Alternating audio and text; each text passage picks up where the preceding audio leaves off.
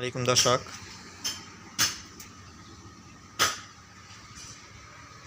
একটি bathroom wiring করলাম, দেখুন কেমন হয়েছে।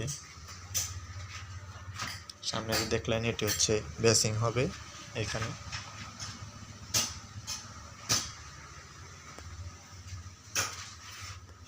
বেসিংয়ের পাইপ পানির লাইন গোসলের পানির লাইনের সাথে লাগিয়ে দিছি।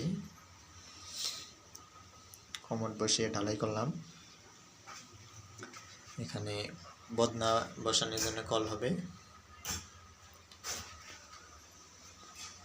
গোসলের জন্য দুইটা কল দিছি, একটা গরম পানি একটা ঠান্ডা পানি, আর একটি ঝর্ণা দিয়েছি।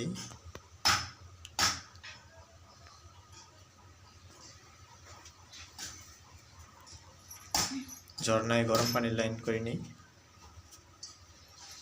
কাজটি সম্পূর্ণ হলে আবার ভিডিও দিব। এই ভিডিওটি দেখার জন্য ধন্যবাদ।